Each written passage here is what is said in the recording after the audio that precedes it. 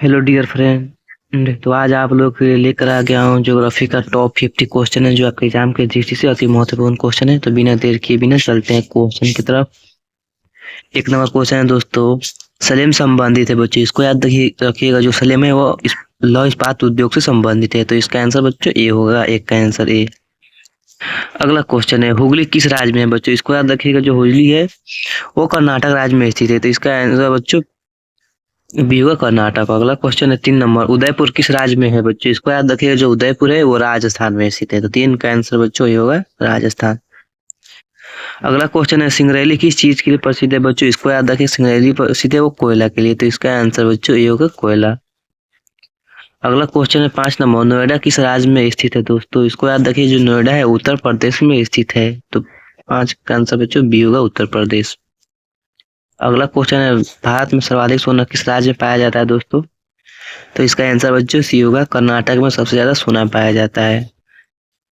अगला क्वेश्चन है 7 नंबर, किस प्रदूषण द्वारा सर्वाधिक बीमारियां होती है दोस्तों, इसको याद रखिए। जल प्रदूषण के द्वारा सबसे ज्यादा बीमारी होती है, 7 का आंसर बी होगा। अगला क्वेश्चन है, नागपुर योजना किस परिवहन से संबंधित है दोस्तों, इसको याद रखिएगा। नागपुर योजना है वो सड़क परिवहन से संबंधित है, तो 8 का आंसर बच्चों बी होगा। अगला क्वेश्चन है, जननांगी संक्रमण किसने दिया है बच्चों, इसको याद रखिएगा। ये देने वाले थे नोएस्टीन साहब, तो इसका आंसर सी होगा। अगला क्वेश्चन है, निम्न में से कौन खाद्य फसल है दोस्तों, इसको याद रखिए। जो खाद्य फसल है वो गेहूं है, खाद्य फसल है, तो 10 का आंसर ये होगा गेहूं। अगला क्वेश्चन है, निम्न में से कौन एक भूमि उपयोग समवर्ग नहीं है दोस्तों, इसको याद रखिएगा। जो मैदानी भूमि है वो नहीं है, भूमि समवर्ग, तो इसका आंसर ए। अगला क्वेश्चन है, 12 नंबर, किस राज्य में गोंडवाना कोयला क्षेत्र पाया जाता है, इसको याद रखिएगा दोस्तों। मेघालय में गोंडवाना कोयला क्षेत्र पाया जाता है, तो इसका आंसर बच्चों बी होगा। अगला क्वेश्चन है, चाय का सबसे बड़ा उत्पादक देश कौन है, तो चाय का सबसे बड़ा उत्पादक देश बच्चों चीन है, तो इसका आंसर सी होगा चीन। अगला क्वेश्चन है, मध्य पूर्व रेलवे का मुख्यालय कहाँ स्थित है दोस्तों, इसको याद रखिएगा। मध्य पूर्व रेलवे का मुख्यालय हाजीपुर में स्थित है, तो इसका आंसर डी होगा।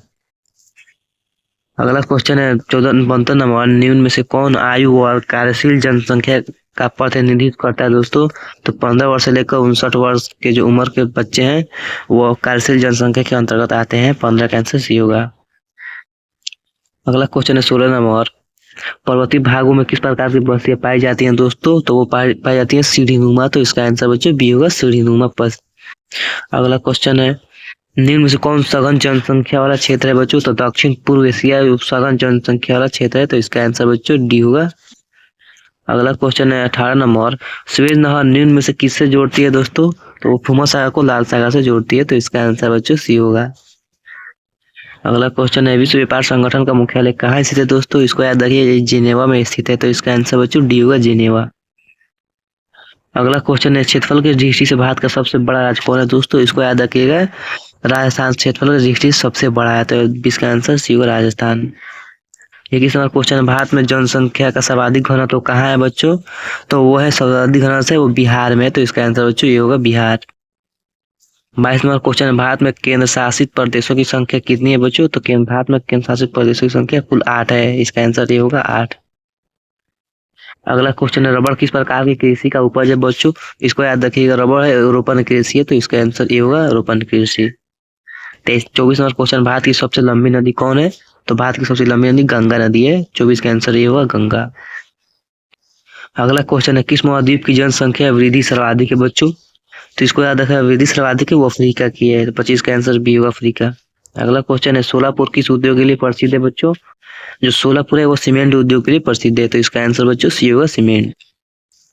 अगला क्वेश्चन है 27 नंबर, जूट का सबसे महत्वपूर्ण उत्पादक क्षेत्र कौन है बच्चों, तो गंगा जो डेल्टा है वो जूट का सबसे महत्वपूर्ण उत्पादक क्षेत्र है, 27 का आंसर बी होगा गंगा डेल्टा। अगला क्वेश्चन है, प्रायद्वीपीय बंदरगाह किस राज्य में स्थित है बच्चों, तो ये उड़ीसा राज्य में स्थित है, तो इसका आंसर बच्चों बी होगा उड़ीसा। अगला क्वेश्चन है, मानव भूगोल क्रियाशील मानव और अस्थायी पृथ्वी के परिवर्तनशील संबंधों का अध्ययन है, ये कथन किसका है बच्चों, इसको याद रखिए। ये है कुमारी सैंपल का, इसका आंसर बच्चों सी होगा। अगला क्वेश्चन है, जनसंख्या वितरण को प्रभावित करने वाले कारकों में सबसे महत्वपूर्ण कारक कौन है बच्चों, तो ये जलवायु है, तो इसका आंसर बच्चों डी होगा जलवायु। अगला क्वेश्चन है 31 नंबर, मसाबी श्रेणी का संबंध निम्न में से किससे है बच्चों? तो इसको याद रखिएगा, मसाबी श्रेणी का संबंध है वो लय और स्केल से है। 31 का आंसर ए होगा। अगला क्वेश्चन है पनामा नहर जोड़ती है, पनामा नहर जोड़ती है जो प्रशांत को हिंद महासागर से, तो इसका आंसर बच्चों होगा बी सी। अगला क्वेश्चन है झील के चारों ओर बसा गांव किस प्रतीक रूप में आएगा बच्चों? तो वो आएगा निहारकीय में, तो इसका आंसर बच्चों बी होगा निहारकीय। अगला क्वेश्चन है 2000 अगला क्वेश्चन है 34 नंबर, 2011 की जनगणना के अनुसार निम्नलिखित में से किस राज्य का घनत्व तो निम्नतम था बच्चों? यहाँ निम्नतम पूछ रहा है तो वो था बच्चों अरुणाचल प्रदेश का, तो इसका आंसर बच्चों ए होगा। 34 का आंसर ये। अगला क्वेश्चन है 35 नंबर, निम्नलिखित में से किस नदी की जल उपयोगिता सबसे अधिक है बच्चों? तो वो है गंगा नदी की, तो इसका आंसर बच्चों सी होगा गंगा नदी। अगला क्वेश्चन है 36 नंबर, निम्नलिखित में से कौन सा पत्तन पूर्वी तट पर स्थित है बच्चों? तो वो है कांडला पत्तन, जो सॉरी बच्चों चेन्नई पत्तन है जो पूर्वी तट पर स्थित है, तो इसका आंसर बच्चों डी होगा। अगला क्वेश्चन है 37 नंबर, निम्नलिखित में से कौन सा शहर ग्रैंड ट्रंक रोड पर स्थित नहीं है? तो जो लखनऊ है ग्रैंड ट्रंक रोड पर स्थित नहीं है, 37 का आंसर डी होगा। अगला क्वेश्चन है औद्योगिकरण में कौन प्रदूषण होता है बच्चों? तो औद्योगिकरण से बच्चों होता है जल प्रदूषण, वायु प्रदूषण, ध्वनि प्रदूषण, तो इसका आंसर बच्चों डी होगा, सभी प्रदूषण होता है। अगला क्वेश्चन है 40 नंबर, निम्नलिखित में से कौन सा मानव भूगोल का उपागम नहीं है बच्चों? तो महात्मा क्रांति वो मानव भूगोल का उपागम नहीं है, तो 29 का आंसर 39 का आंसर बच्चों ये होगा। अगला क्वेश्चन है 40 नंबर, निम्नलिखित में से किसे प्रायद्वीपीय में जनसंख्या वृद्धि सर्वाधिक है बच्चों? तो किस महाद्वीप में सबसे जनसंख्या वृद्धि सर्वाधिक है? तो वो अफ्रीका में, तो इसका आंसर बच्चों बी होगा। अगला क्वेश्चन है 41 नंबर, मानव विकास की अवधारणा निम्नलिखित में से किस व्यक्ति की देन है बच्चों? तो डॉक्टर महबूबुल हक की देन है, तो इसका आंसर बच्चों सी होगा। अगला क्वेश्चन है निम्न में से कौन एक रोपण फसल नहीं है बच्चों? तो रोपण फसल कौन नहीं है?